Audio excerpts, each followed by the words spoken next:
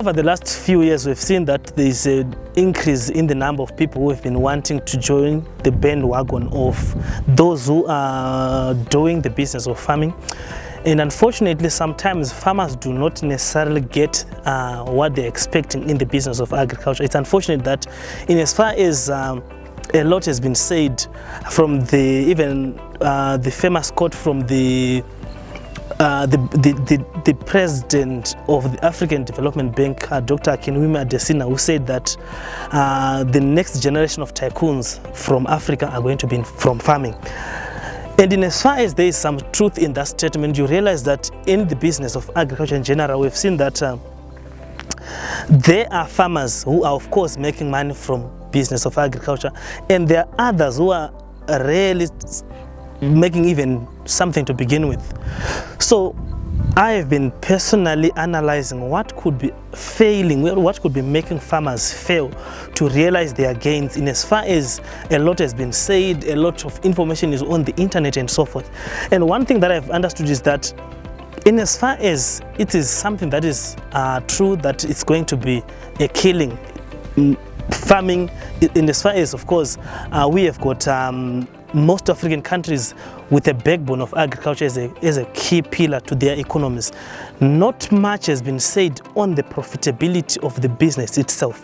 What should we focus on? What are the do's and the don'ts? What are the standards that are supposed to be followed in the business of agriculture? In fact, we do have got certain industry standards in almost everything that we do, but we've realized that in as far as people try to get more in terms of revenue, they end up doing some of the tricks, shortcuts and so forth. Yet in the business of agriculture, it's something that we cannot say you are in the business if you are not following the key steps that are supposed to be done. So today I just want to share with you some of the key things that I think are much more important towards the attainment of what you need as a farmer. There's an increase in the number of people who want to invest in the business of agriculture, which is a good thing, because actually in the business of agriculture that is where the money is at the moment. Just like the robbers who were once asked, why would you focus on the bank? They said that is where the money is. And right now, it's crystal clear that much of the people, especially if you're in Africa and in Zimbabwe in particular, if you are to get the maximum returns, is in the business of agriculture. Just like what has been said by Dr. Akinwumi Adesina, the president of African Development Bank, who said that the next generation of billionaires in Africa are going to come from agriculture. And I've seen that a lot of people have taken that quote and they have followed that into the business of agriculture, and they normally Google or search, they do a search engine, they go on a search engine, they search which projects are actually making more in terms of revenue at the moment. And they would get a lot of options, going to citrus, going to horticulture, going to fruit trees, going to beef, going to piggery, dairy and so forth, which all makes sense.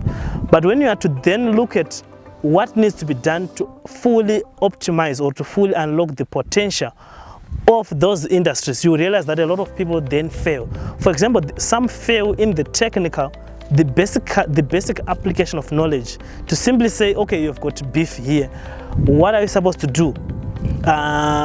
What are the performance parameters? What are the key performance indicators to then say you are really making money from this business enterprise, or you are not making any to begin with?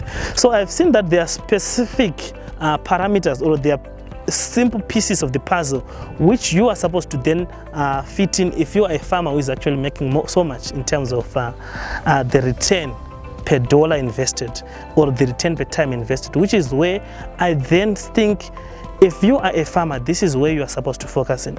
I understand that there is of course peer pressure from other people who have made it and some who seemingly have made it. So what then should you do if you are someone who wants to invest in that business? Number one key thing is you would definitely need to understand the issue of land use and management planning. Why am I saying so? You realize that it's more important for you. When I say land use and management plan, it's not basically about having a farm and saying this is what I'm going to do. I'm going to put horticulture here, poultry here, piggery, tangando isapakat. It's about the understanding of the time value of money. In other words, I'm saying you should be able to know, are you really making it for the time that you spend in the business of farming, and the return per dollar invested. In other words, I'm talking about the investment appraisal. So you realize that in as far as people are making so much assumption that there is a lot of money in the agribusiness of agriculture, where exactly is it? Is it in the production? Is it in the marketing, where other people hate Makoronyera or the middlemen say they are taking so much of money? Because a middleman will simply take a week from the time that you by just coming to your farm, collecting the produce and selling to the market, and get so much money and pays you. Whereas you, the farmer, you spend the entire 7 months or the entire 4 months doing the production, facing all the challenges of hailstorms, insurance cover, these unprecedented effects of climate change, which is now overstepping its boundaries. If you are to look at it from a perspective of the devastating effects that is having, we haven't had any even things like cyclone and so forth, but right now we're having them. So in other words, where exactly is the money? Is it in the production, the marketing, or the processing? So to answer that question, you realize that each and every person has to capitalize on your comparative advantage or absolute advantage as a person. What is your skill set? Where is your strength in the business of agriculture? And not only saying, oh, my friend is doing potato, I'm going to do potato. You never know what is his comparative advantage. So those are certain things that I then say, okay, maybe if we are to shed a bit of light into that business, you can be able to be better informed in the business of agriculture. So I've seen that there's a lot of projects which you can focus on. A lot of people actually usually ask me, which one is much more paying right now in Zimbabwe or in Africa? Which project should I focus in? And it's like, it's the same as asking which job is much more paying. In as far as there are a lot of jobs that are much more paying, but actually, would you be able to be a pilot tomorrow? If I say, if you are a pilot, you are making a lot. If I tell you that if you are someone like this, you are making a lot. So definitely it's not something that is going to give you a cutting edge. I'm a commercial farmer here in Darwendale. I started this business in 2021. I had a mind of having multiple streams of income. I'm also a manufacturer of cooking oil, soya cake, cotton cake, sunflower cake. Then I later decided to have another stream of income by venturing into farming. I had completely no idea of how I can do this, but I had to reach out to those people who are there to help us. I reached out on the internet where I found a company by the name Ourst. Ourst took me through because I had no idea of how to do farming. They had to do the land use management plan. I took them on board where they started by surveying where to put my pens, where to put the infrastructure and so forth. I had completely no idea. When they took me through, I developed an interest. Look, this is what I have started. I'm doing pen fattening here. I'm also doing a stock breeding. And I have got the field where I'm doing maize so that I can supplement in terms of silage. As someone who is already in business, I already knew the fundamentals of running an entity. We are doing pen fattening, the stock breeding, and also the farming of a maize crop, which we turn into silage so that we can cut down on the cost of feeding our animals. I am a happy woman. Because of this, it has taught me how to do diligently whatever I am putting my hands on. I'm looking forward to expand it because I'm running it on a 6-hectare area. The area is not big enough, but I have made some strides to do it on a commercial basis. We are doing, on pen fattening, we are doing cycles of about 60 to 90 days, of which when we began, our first lot was having a mixture of commercial and commercial grade, the choice grade, and we only achieved about 2-3 super grades from the beginning. Then from there, I never looked back. We have done almost about 8 now cycles, of which every animal coming from this area is attaining super grade. I'm having a passion of running it. Given much bigger space, I think I will do wonders on this project. And I have also seen that our products from our factory is being accepted out there because we are doing it right. I want to urge every woman out there, we need not to do cell-phone farming. We need to be on the ground. Look, this is beautiful. Women can do it. There is a saying which goes, if you educate a woman, you educate the whole nation. Actually, there is no secret to success, but there is a system to success. Here, we have put our sprayeries in place. We dose our animals. We dip our animals regularly. We are using the 554 at the present moment. You can imagine this time of the season, there is the January disease, not January as in a January month, but they call it the JD disease. So we need to guard against that. We have put in place our supplementary feeding, the hay bales.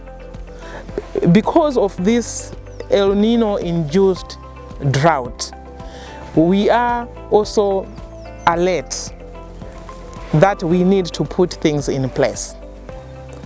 In as far as we have started farming, you might say everything is good, but it's not all that glitters is gold.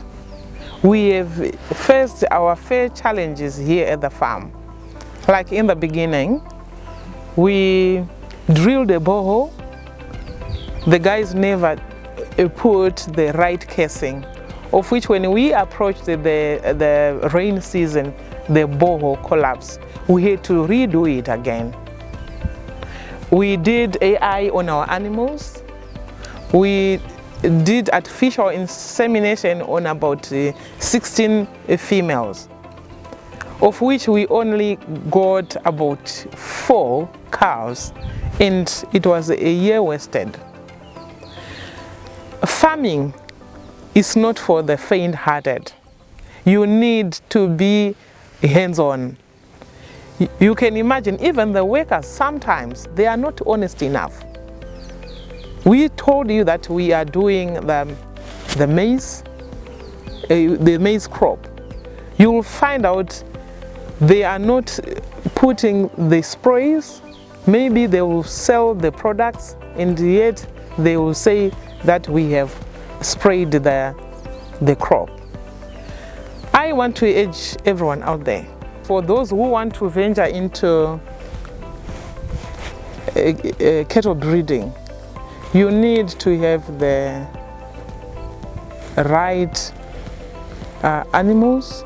You need to have the right bulls. You need to continuously check on your animals. It's not just a matter of maybe asking the people here. You also need to be involved in day-to-day routine of the upkeep of the farm. To women out there, don't despise yourself. If you feel you can do it, I'm here to urge you. We can. Don't look down upon yourself that I'm a woman, this is done by men, or this is done by certain people. But given the opportunity, you need to grab it. You need to learn whilst you are inside it.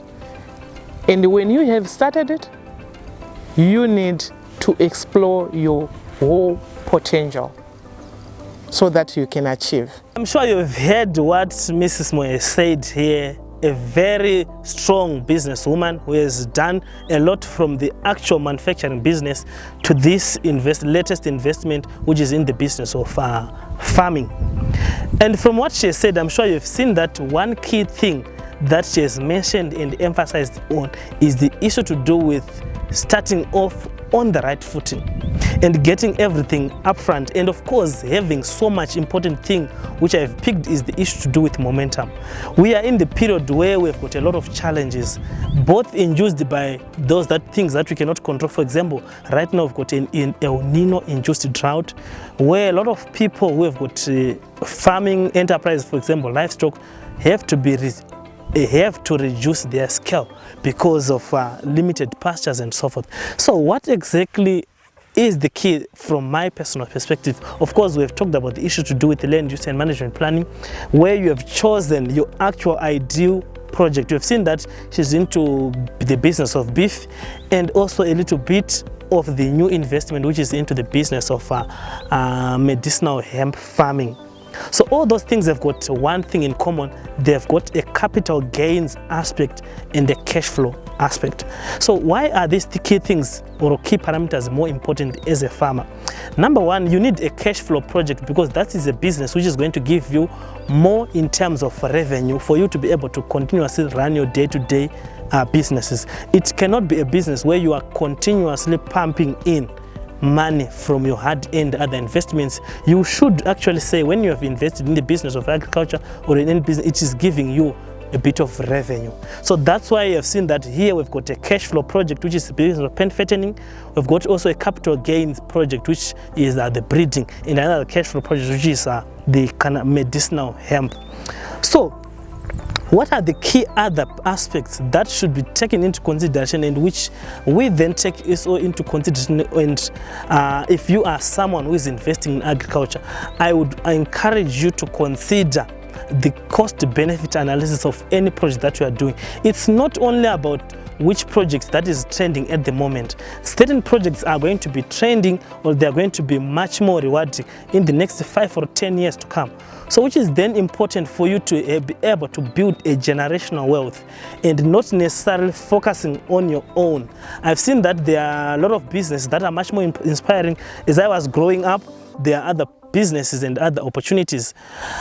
Businesses like Kukura Kurerwa, Tenda Buses, Vanaboka and so forth, they've been there, and some of them have failed to see the light, and we still have got other businesses. Even if you are to look at it from a global perspective, we've got Coca-Cola, among other, Mercedes-Benz and so forth. We have seen that those businesses have got one thing in common. Probably they are more than 100 years in terms of age, and their actual founders, some of them have long gone, and some of the people that are now running them are basically doing so because there is systems that have been put in place. And remember, we talked about the business of agriculture having a key connection with the value of your farm and with the value of a nation. Remember the issue to do with the ultimate objective. If your objective is basically to make short-term cash, then probably agribusiness is not for you. But if you are to be someone who is focused enough to build your generational wealth, we need to have the systems and processes being put in place. Which is why I said sometimes you might end up saying business of agriculture is not paying, yet you do not have systems or processes that you put in place to be able to measure or to say this is much more paying, because you could have systems that are going to help you to measure performance. So at the end of the day, sometimes you might not be able to see what's happening because you do not even know how you are processing. What if I were to tell you that you are probably operating at 10% of your capacity? It could be true because you don't have the systems that are going to help you to measure. When I'm talking about systems, I'm talking about the farm management. Who is responsible for this and that? How do you measure? How do you track your performance over time?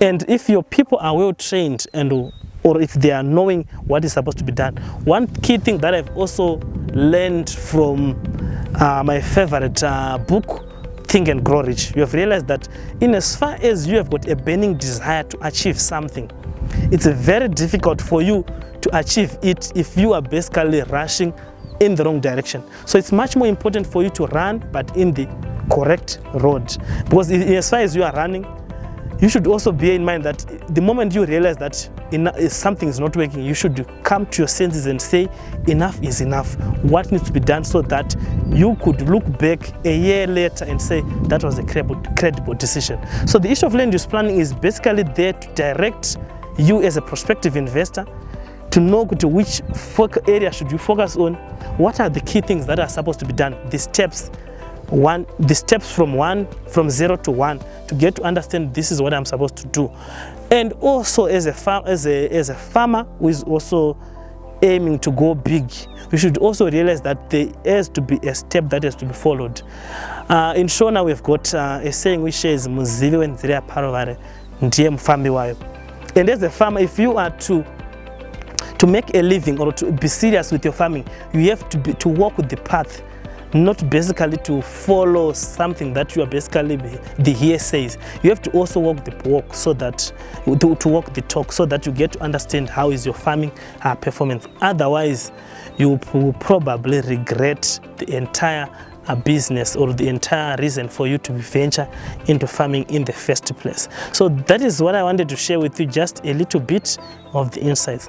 I hope we will be able to share with you this and much more in the upcoming segments. Thank you so much.